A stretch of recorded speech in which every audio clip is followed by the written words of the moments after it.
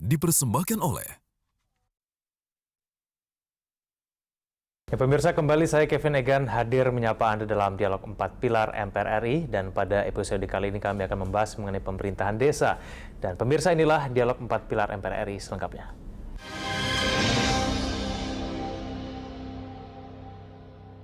Desa memiliki pengaruh besar di Indonesia, untuk itu penyelenggaraan pemerintahan desa harus berjalan efektif.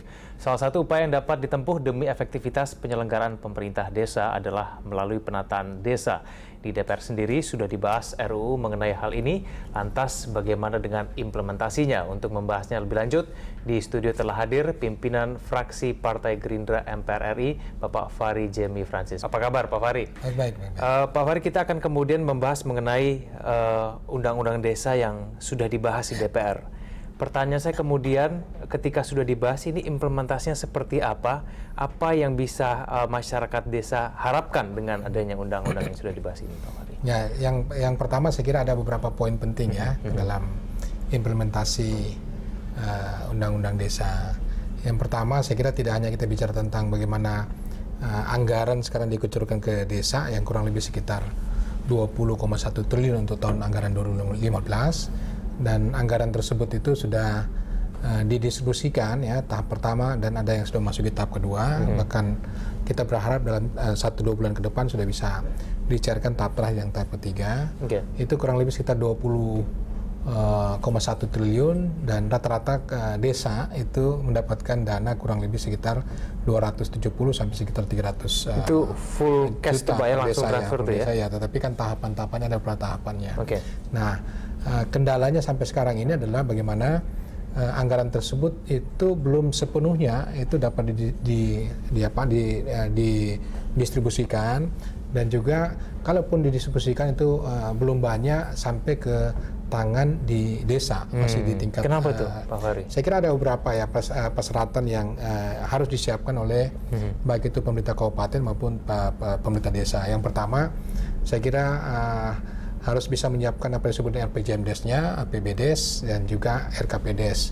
Namun dengan kendala-kendala tersebut, beberapa persoalan-persoalan. Nah, terakhir ini dalam 1 minggu terakhir ini dikeluarkan semacam surat keputusan bersama 3 menteri. Yang pertama Kementerian Desa dan Tertinggal, terus yang kedua Kementerian Dalam Negeri dan Kementerian Keuangan, agar percepatan penyerapan anggaran desa itu bisa dapat diserap. Itu yang pertama. Yang kedua, saya kira kendala yang kedua yang sekarang kami baru saja pembahasan tadi berkaitan dengan rekrutmen menyangkut fasilitator daripada implementasi daripada anggaran desa yang dikucurkan di desa. Ya, sampai sejauh ini fasilitator tadi kita tanya sama menterinya, itu katanya baru di launching pada awal bulan Oktober ini.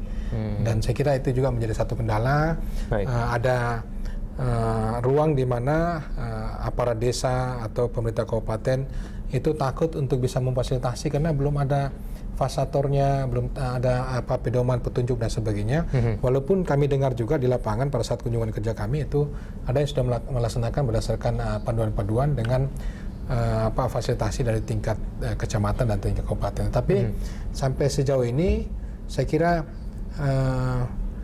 mestinya harus lebih kencang, harus lebih kuat untuk mendorong sehingga anggaran 20,1 triliun itu bisa dikucurkan. Apalagi kalau kita sekarang sedang lagi membahas di tahun 2016 kurang lebih sekitar kenaikan 100%, ada 40, sekian triliun. Kalau mungkin sekarang kurang lebih dapatnya 270 juta per desa sampai dengan 290 juta per desa, kemungkinan sudah bisa tembus sampai 600 sampai 700 juta. Walaupun kami ya khususnya fraksi Partai Gerindra itu menginginkan supaya anggaran untuk desa itu dapat dikucurkan secara langsung. Tapi saya kira sampai sekarang kita masih lihat ya mau dikatakan setengah hati pemerintah.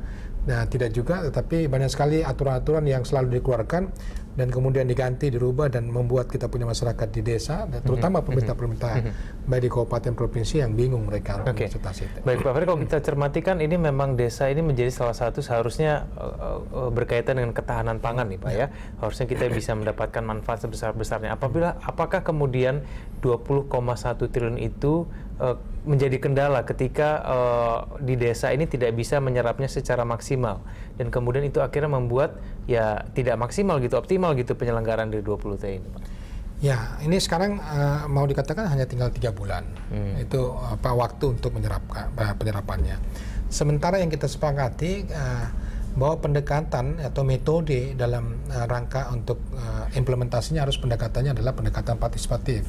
Pendekatan di mana bagaimana fasilitator bersama-sama dengan masyarakat menemukan potensi-potensi yang ada di desa, dan kemudian dari potensi-potensi itu apa yang mereka bisa kembangkan, dan dari apa yang mereka bisa kembangkan kemudian bisa mendapatkan manfaat tidak hanya 1-2 orang tapi seluruh masyarakat yang ada di desa itu. Nah, kalau kita mau menggunakan pendekatan yang kita sebut dengan partisipatif, pendekatan yang kita sebut dengan pemberdayaan masyarakat, maka saya kira butuh waktu untuk melakukan itu. Nah, sekarang tinggal 3 bulan, ada anggarannya sudah kucur, udah sampai baru sebagian besar nampaknya dalam pengamatan kami, kunjungan kami ke lapangan itu masih di tingkat di pemerintahan di tingkat kabupaten, ya, karena harus menunggu beberapa persyaratan-persyaratan yang harus dikucurkan sebelum dibawa ke desa. Jadi kendalanya adalah pendekatannya. Terus yang kedua tadi saya katakan kendalanya adalah fasilitatornya sampai sejauh ini belum diturunkan. Dan yang ketiga lagi adalah tentu pemahaman kepada masyarakat, kepada aparat, khususnya kepada pengguna anggaran untuk bagaimana supaya anggaran yang dilaksanakan, yang diimplementasikan itu jangan sampai menyalahi aturan dan hanya terkait dengan masalah hukum. Nah, 3 poin ini yang saya kira menjadi catatan kita semua. Kemarin kita pertanyakan kepada Kementerian Desa, Pak Menteri, apa terobosannya berkaitan dengan daya serap yang masih kurang, terus anggaran yang masih belum dapat dikucurkan di tingkat desa, bahkan belum sampai implementasi. Pak Menteri mengatakan bahwa semua komponen di Kementerian Desa dan juga diharapkan di pemerintahan kabupaten dan kabupaten provinsi untuk turun gotong royong untuk bersama-sama menjalankan tugas dalam rangka penyerapan ini. Baik, kita akan kemudian bahas di segmen selanjutnya, Pak Fahri. Kemudian kalau sudah ada 3 kendala ini, bagaimana kita bisa menyelesaikannya secepat mungkin? Karena ini kan penyerapan anggaran ini harus dilakukan semaksimal dan secepat mungkin gitu, Pak ya.